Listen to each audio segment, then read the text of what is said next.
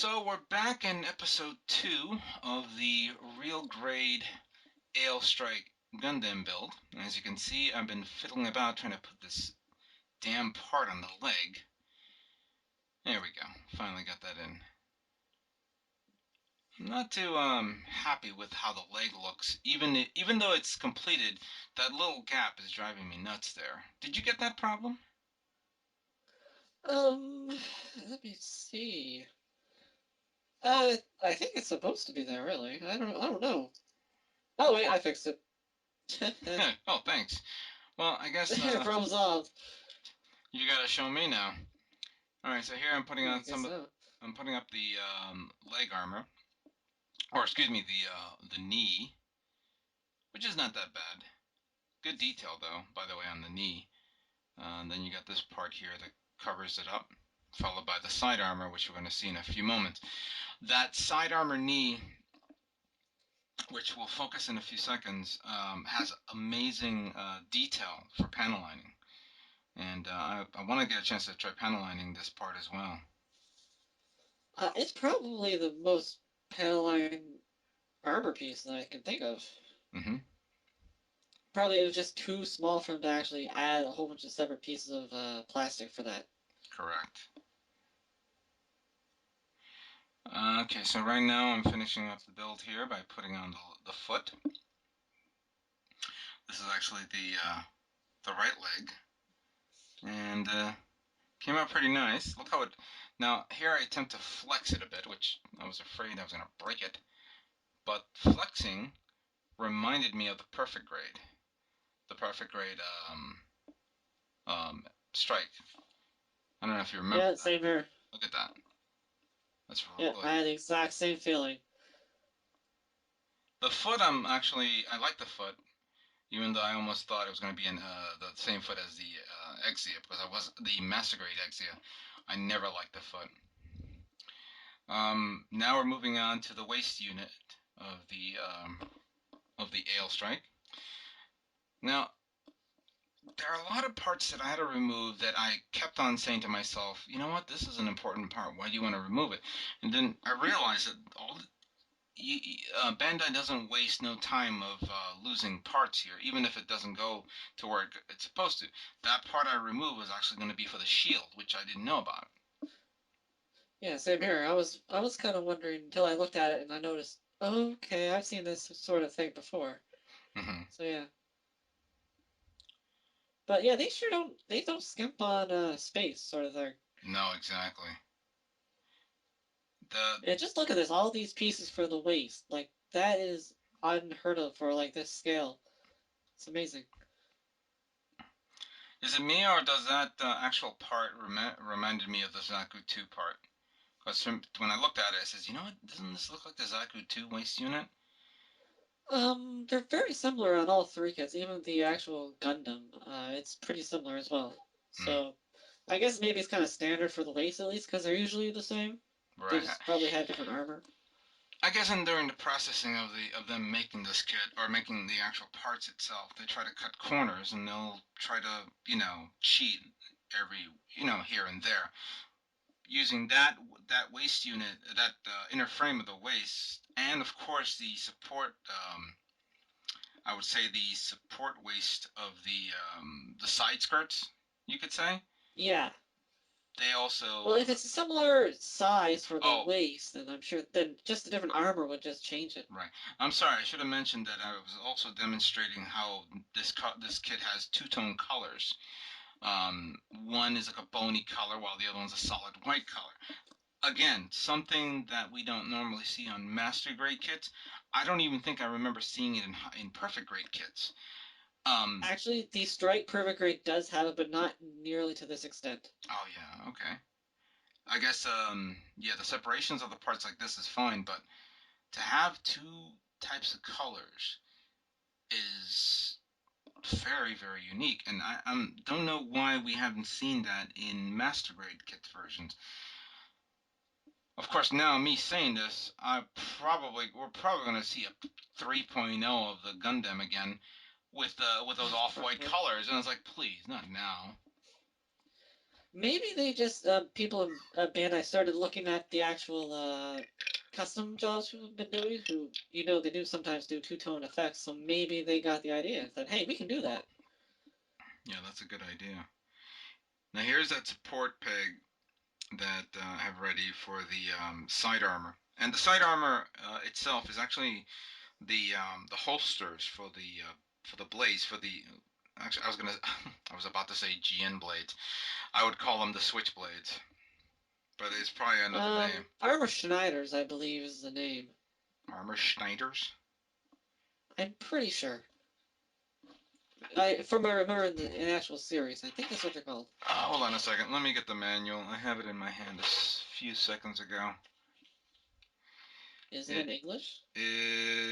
let's see. The Armor Schneiders. Yes, you are very much correct. It's actually on page Ding 11. ding ding. You won a prize. It's actually on page 11, part step 9.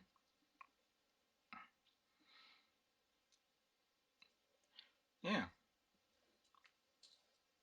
Yeah, I guess Armor Schneiders would probably be an interesting name to say instead of what do you call it? Um, uh, Gundam Switchblade? Switchblades. Yeah, I don't think that. Yes, I don't think. Switchblade. I don't think that term would probably suit well in a Gundam series, or it didn't I sound. don't know. Switchblade Gundam? Eh, Hmm. Oh, there you go. maybe. A new concept. Hope and I hope. Next series of Gundam. I know. Maybe Bandai will be listening to our conversation and says, "Well, now that's a good idea." I think I dropped a part here. Don't lose it. Ah, And by the way, I deja still. vu. By the way, you asked me this question before off the air. I still haven't found that part for the Zaku too. I'm like, I'm not gonna tear this room apart for just one little piece. Not just yet. You'll probably like move a box or something, and there it'll be. That's what happens with me sometimes. I've found things from like months ago. So Just here, gotta move something. the completion of the waist unit is done and very detailed for that scale. Now we're gonna move on to the most unique part, of course, is the arms and shoulder armor of the kit. And I think I got somebody asking me I should do it as an inner frame first, followed by the armor. Nah, I'm not too crazy about that. But I did that for the actual Gundam, and it's good. It looks good, but it's just I don't know. I like the idea of doing the entire thing at once because it tells you to do like certain parts have to go together with other parts. mhm. So, either way is good, but Well, it goes to show that the inner frame is has a tremendous amount of detail itself, other than the armor. So if you do want to do the showing off the inner frame at that size scale, at least Bandai got you covered on that. Here's one part of the kit that I actually thought I had to glue, but considering like I did with the foot, oh, and look how well detailed the shoulder armor is for panel lining. I really can't mm, wait until. All right, now here's what I was showing you that there's that little gap there, so don't know if that's going to be a problem if it moves or opens a lot. uh, now what I want to talk about are those two pegs on the very top of that shoulder that are going to be covered up soon. Right. Don't they look like they could maybe have something attached to them? Yes, I've been thinking about that as well. We'll have to explore that later on. All right, so here's the arm frame, and again, another part being removed, but not thrown away. Just going to keep it to the side. And of course, there's the hands. And by the way, there are two manipulators. You have the closed manipulator hands, and of course, the flexible ones to actually hold the weaponry. But for this kit, we're going to now begin with the building the arm itself and the positioning of it. It has one part there that simulates a hydraulic piston or thingy, and you have to This is admit, the part I really like. The little teeny weeny joint that doesn't look like anything and it bends. I know, that's amazing. Look at that. That is I amazing. mean, initially I didn't think it could actually do anything. I thought that this is gonna break if I try to bend it. It doesn't bend, but yeah, it does. It's amazing what they've done. Hmm. Yeah. Again, I was deeply impressed with this arm. Very impressed. Um, Placement of the actual support armor that I'm about to put on right now is there's very few parts there. Right there, I'm trying to position the actual elbow, both the front and the back part. There we go. I think I got it reverse. There you go. There. And once again, everything looks really solid once you get all the armor on it. I know that's again. This has been a joy. Oh, I forgot to trim off parts here. I guess I almost dropped it. I think I've been rushing these days lately with the actual builds of the kit, and but it pretty much goes to show that even though it is a complicated build, it's still it is a relatively smooth build to begin with. Look at this, putting on the shoulder armor, the actual bicep armor of this of the arm is flawless, and I kind of like this part, this trim right there. Again, the two-tone effect of the armor looks amazing. Mm-hmm. Now this is one thing you can tell that the arms are not replicated from, say, the Zaku, Hmm. because the Zaku, if you remember correctly, this part of the arm actually, the armor shifts when you bend the elbow. Hmm.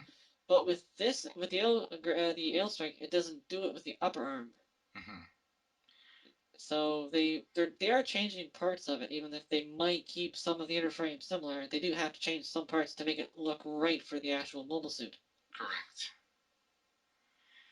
Now, at this point, these two parts kind of drove me a little nuts, and I tried to understand its concept.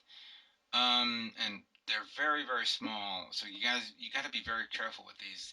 The positioning on these has to be exactly like the way you're seeing it right now, because it actually has some sort of railing system where it's Mhm. designed to take one of the upper forearms and shift while it's flexing. We'll see that in a few seconds. Um, yeah, you got to be very careful there. By the way, sorry if it's not Yeah, I find it. focused. Oh, I'm sorry. Go ahead. Yeah, I was just gonna say I find it interesting how they decide what part of the armor is gonna shift. Like I said, the Zaku had the upper arm with the shifting, but here they decided to make the lower arm shift Hmm. just to show the little inner detail. I like how they change it up. It's not the same all the time, you know? Exactly. Here, I kind of screwed up here on the wrist. I had to flip it around a bit. There we go. Because that part, you take the cover of the wrist itself, and then you put the hand in there to hold it in. Kind of like what I remembered with the Zaku too. Um, Yeah, you, I actually lost one of those little hand covers earlier. don't you hate those? Well, the thing is, you don't really notice them until until you Till like actually take the hand out. And you're like, where's that piece? exactly. There's the peg that you were talking about, which goes on there. Um, I remembered something about that for a while back, but now can't recall. And I think you were commenting on that. Here's the part where the arm actually flexes out like that, and it's a Hmm. very good bend. Look at that. So at this point, the both arms of the of this gate are done, and we're going to go. This is the end of part two.